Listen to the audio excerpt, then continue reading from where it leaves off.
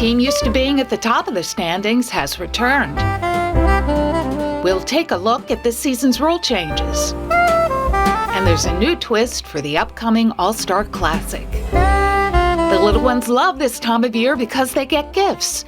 And our gift to you, a shiny, brand new episode of ECHL Week.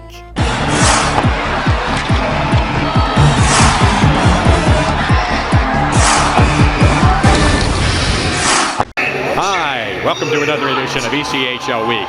This time we come to you from the Cooling Shearing Arena in Glens Falls, New York, home of the Adirondack Thunder. We start today's show looking at a team that has again risen to prominence in the ECHL, the Allen Americans. The Allen Americans were at the top of the ECHL heap in 2015 and 16, winning back-to-back Cali Cup crowns. But since those seasons, Allen has won just one playoff round. In fact, last season the Americans were last in the league. But there's a big change this season. As the week started, not only were the Americans leading the Mountain Division, they were tied with South Carolina for the most points in the ECHL. What's the big difference? Let's hear from them. I think we definitely got a lot more guys that are, committed to playing the team game, and there's a lot of guys that are excited to be here. I think last year a lot of guys might have taken it for granted being an All-American, but this year it seems like everybody's on the right page. Winning is fun, and when we win, normally that's a good vibe in the room. And it's amazing. That's a long season though, so we gotta keep going like that. It's a huge difference. Like all the boys are together. There's no head down. Everybody's happy, and changed a lot the ambience in the room. I can admit when I make a mistake, like last year we probably let some guys go. We should have kept some guys that we should have let go, and then when we had it seemed like all the good quality guys were the guys that were hurt. I know that I could have done things a couple of moves differently, but we kind of got in a little stretch here where winning some games, and the team's kind of been hot lately, and it's always fun when you're in the winning column rather than the losing column. So just kind of riding the wave right now, and I think the guys are having a lot of fun. We got a lot better attitude this year, a lot better team, and it's pretty fun to play here this year. Feels like old times. You can be good on the ice, but if the guys are not together off the ice and not enjoying each other, everybody just like each other, and that's a team. We gotta be all together, because it's not just one guy's gonna win the game every night. You can talk to any hockey player in the world, and they'll tell you that if you have a team that gets along, and there's chemistry among the guys, that that group off the ice is going to have pretty good success on the ice. When we were really good, we were big and strong and fast and physical, and I just was talking about St. Louis. St. Louis is the way we've always played in Allen. Maybe they didn't fight as much, but they were big and strong, and that's what I wanted to get back to that. We know we have a long way to go, but we also know that we're first too. You gotta look at it, because it's good for confidence, and boys are playing with confidence. There's a huge difference between this year and last year. Hi, I'm Luke Sandler with Kalamazoo Wings. And I'm Ben Wilson with the Kalamazoo Wings. And you're watching ECHL Week. In a new season, time to take a look at the new rules, including the most notable one, video review of goals. Remember, there are only 8 circumstances under which a goal can be reviewed. To see if the puck crossed the goal line, to see if it was kicked into the net, to check if the puck was thrown or batted in, to see if the net was dislodged before the puck entered, or to see if the puck went under the net, to check the clock, to see if the puck went through the net mesh, or if the puck went into the net in a way the game officials didn't see. The referee will make the decision at ice level after looking at a video monitor. Season-to-date stats show over 70% of reviewed calls have been upheld, and the most common review is to confirm whether the puck actually crossed the goal line. Some other notable rules changes this season. Overtime will be 7 minutes in length or until a goal is scored. After a penalty is awarded or an icing call is made, the attacking team will be able to choose on which side the ensuing face-off occurs. After the 10th fighting penalty of the season, suspensions will kick in for the offending player. A stick making contact with an opponent's neck, face, or head and causing any injury, not just drawing blood, will result in a double minor penalty. Linesmen can also make this call. More than anything, it's just wording changes. Changes to the book to encourage end zone faceoffs and really ultimately increase scoring. So it's nothing that will drastically change each game. More than anything, you'll just see more faceoffs in the end zone. And I mean, other than that, as far as from a playing perspective, there's really isn't that much difference. Olympians will be taking part in next month's All-Star Classic. Details next on ECHL Week.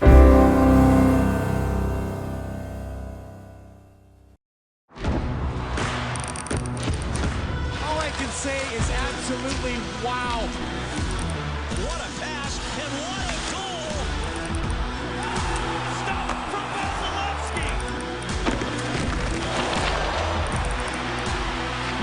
He scores! Unbelievable! All the news, scores, stats, and highlights. If it's hockey, it's here. The official app of the NHL.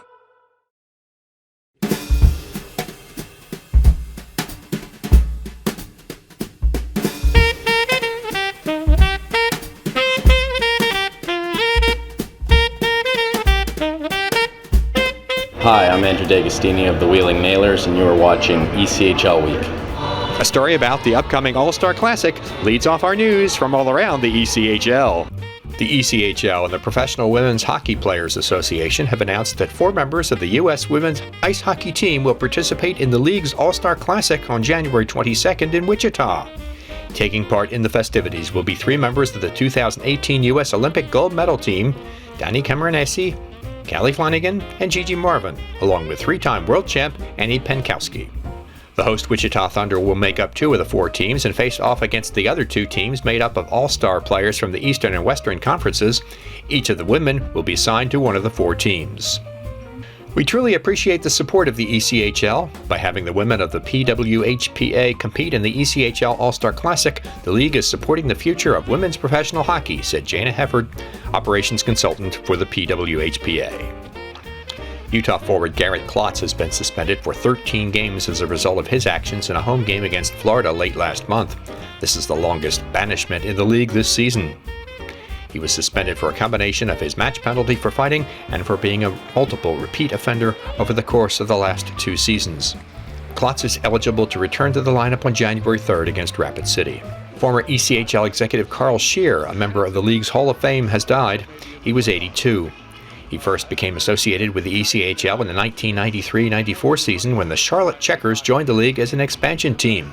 It was the first time pro hockey had called Charlotte home in over 15 years, and the team was a great success, averaging over 8,100 fans per game in its first year.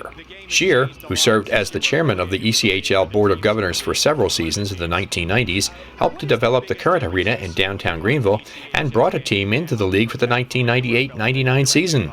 In addition to his experience in the ECHL, Scheer also enjoyed considerable success in basketball, serving as the general manager for the American Basketball Association's Carolina Cougars, as well as serving as general manager of the NBA's Denver Nuggets and Los Angeles Clippers before joining the Charlotte Hornets for their first season in 1987. And another passing to note, Teddy Blaisdell, well known to many in the hockey world as the assistant equipment manager for the Manchester Monarchs, died this past summer. He had lived most of his life in southern New Hampshire.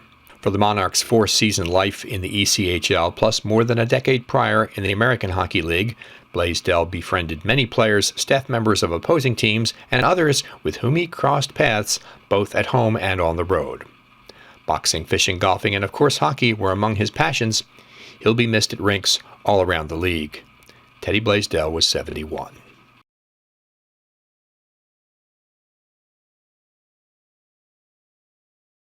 A couple of South Division teams are featured in the highlight game when ECHL Week continues. When we adopt a shelter pet, we discover they're a unique mix of all kinds of things. There it is. Keep going with it. Leo! They're a little bit of a lot of things, but they're all pure love.